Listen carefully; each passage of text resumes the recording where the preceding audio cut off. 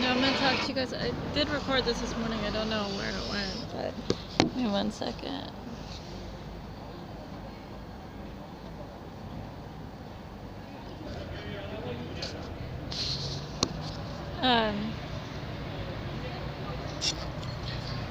Yeah.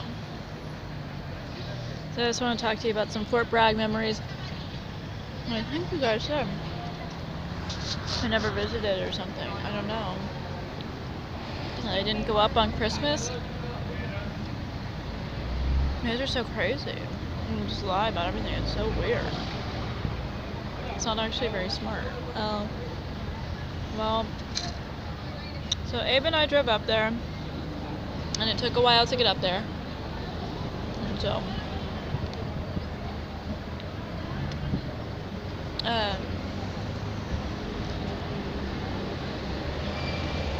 he was driving, but it was my car,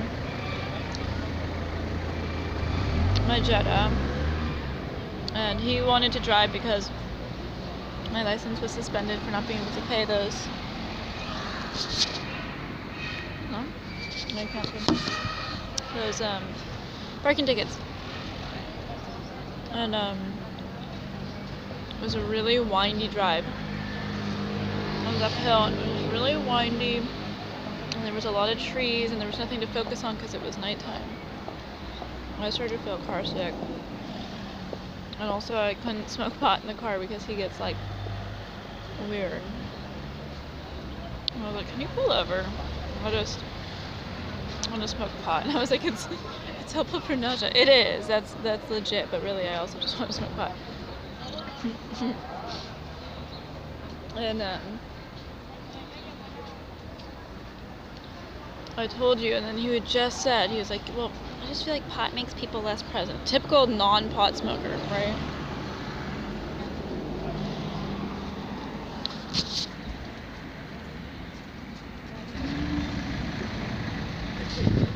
And of course he drinks like a bitch, right? Talk about not present. I was like, ugh, I want to have this conversation. So,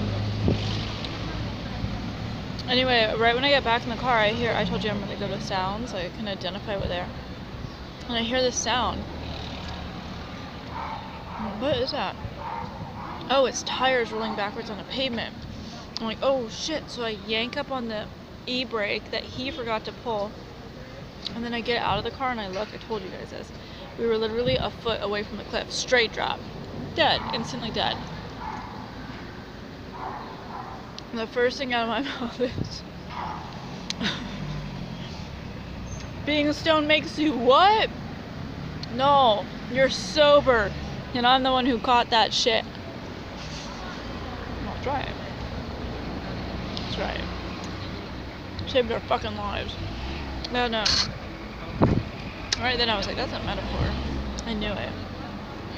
And then, anyway, well, there was nighttime, so didn't do much sightseeing with them. I stayed at his mom's house. And then, I don't know, places we went to. We went to a cafe. From what I remember, it had light wood paneling, light on the inside.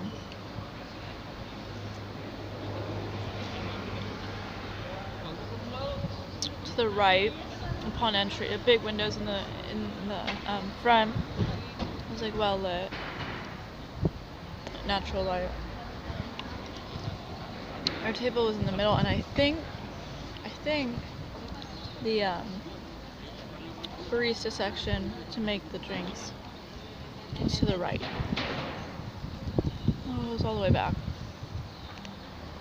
And we played bananagrams. And his friend came. At one point I went with his mom and Abe to a diner.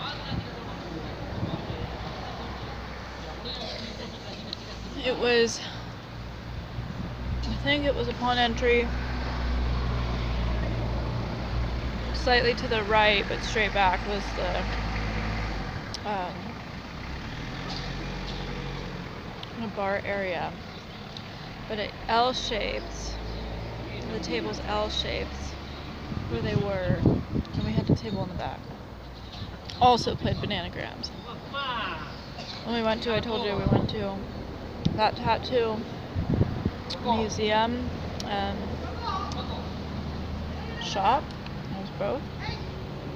You go up this like tight stairwell. There's pictures all along the walls, and then as far back as you can go, going straight in, there's pictures in that section of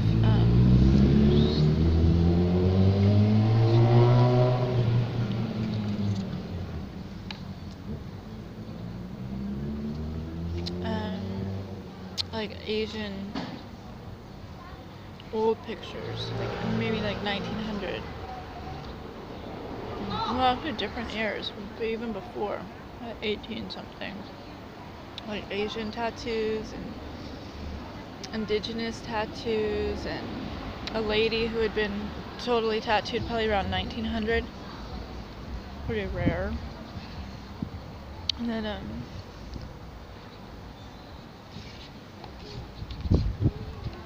then it was a shop too, so I heard someone getting a tattoo. And I told you there was like a gay guy who worked there. I thought he was being a little flirty with Abe, and I was like, not please. I'm like, bitch, I'm right here. He just introduced me. Hella rude.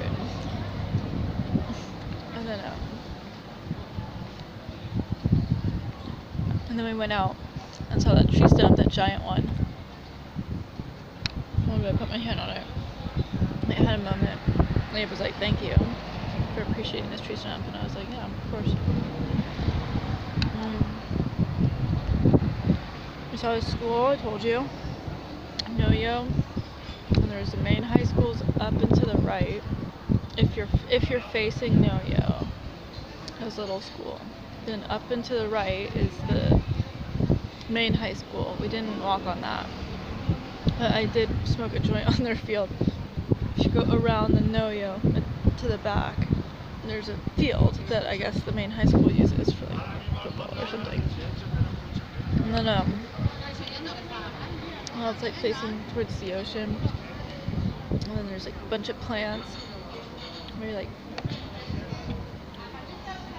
planty, and the school itself is very small, and you can look in it from the outside and see.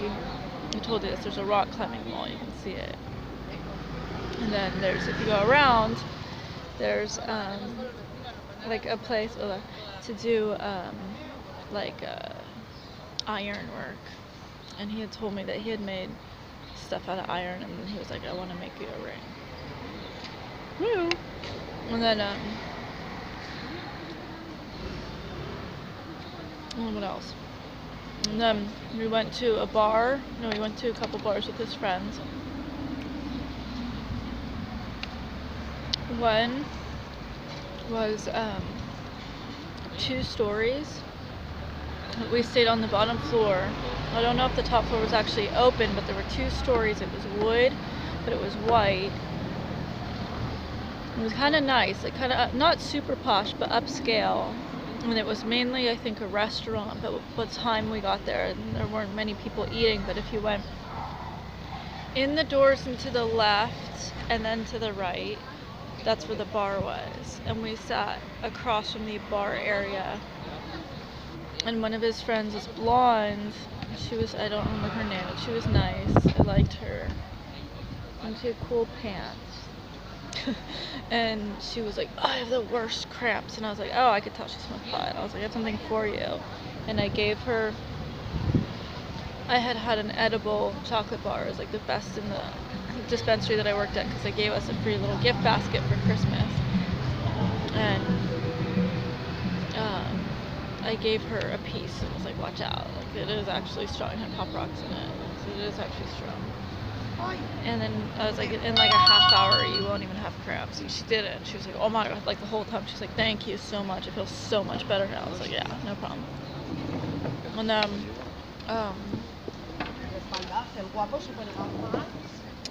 And then, what else? We also went to a dark bar. Well, the layout's a little hard because it was dark, but I do know that when you enter, I want to say there was red on the walls, but it was very dark. There was, the bar area was to the right. Really dark dance floor area. No one was dancing, or very few people were dancing, if anything, but it kind of did pick up a little bit later. Very crowded, kind of a sausage fest. And there was an outside area in the back that I kind of preferred because it was very like crowded. And that's where Abe was like very proud of me in this moment. He was like kind of like showing me off a little bit, I think.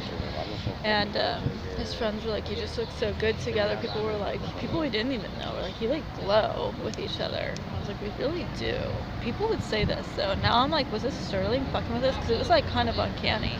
People would like be driving and shit and stop and be like, "You guys glow together." It was so fucking weird.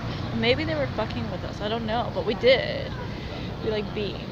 And I just remember he was sitting. There was a bench on the side wall, and he was sitting on it, and I was playing with his facial hair, and then and he just looked so like proud and happy. But then his friend came, and then I couldn't find him, and his friend came in and was like, I was like, "Hey, do you know where Abe is?" Like, "Yeah, I think he's outside." And so we went back out there, and his friend was like, "Hey, you know what? Be really careful about him." And I was like, "What do you mean?" I just want to see the time. I was like, "What do you mean?" And he's like, and I'm automatically, I'm like he's a cheater. And he's like, no, like kind of like that, like not exactly tone. And then Abe like walks at us, but he doesn't walk normally. He walks like he's trying to prevent us from talking. It was really weird. And I think the guy was trying to tell me what Abe was. And Abe like broke us up immediately. And I was like, whoa, that was really weird. And then there's we went out that night, and then I mean, I don't think you guys showed any footage because as far as I recall, you guys are, or as much as I've gathered, you guys are saying that I wasn't even there, so okay. But if you do have footage, like, no, I only had a drink in one in each place, so oh well. And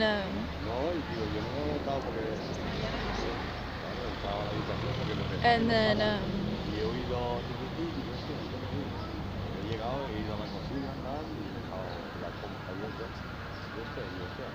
oh, actually, at that other bar, the first one I mentioned with the white, it's white. I talked to the bartender. I don't know if he handed it to me, but they had the same bottle, tequila bottle, that my bong was made out of, and I wanted to know if he was almost done with it, because I was like, I want to make another one, because I had an idea to start selling them. It's like really nice. And he's like, I think he shook it and was like, no, it's not even close. I was like, okay, never mind. So you might, if you do have footage or something. And I think he had a marble top, blue. I want to say it was blue marble top counter. It was nice. And then what else? And then Jasper worked in a not Whole Foods, health food store, but it was inside the kind of like a I don't want to say bougie, but kind of like nicer mall. It was kind of like dimly lit corner in a way where he worked. And even though I showed you pictures where it's like food, like quinoa and stuff, it wasn't predominantly food in the store. It was more like stuff for your kitchen, like neti pots, like kind of like more like, you know, stuff like that. But there was like a wheatgrass thing. There's also scents, like rolly scents that you could roll on yourself, and I was like, oh cool, and I was putting on the free scents, and then I put on one that was stinky, and I was like, oh damn it, and I could not get rid of the smell. I tried to like use wash it off, like use their stuff. Nothing was working, and so I just ended up trying to mask it with like 5 lotions, and it didn't work, and I was like, god damn it, why did I do this? I just want to make sure the time's okay on here. But there was food also.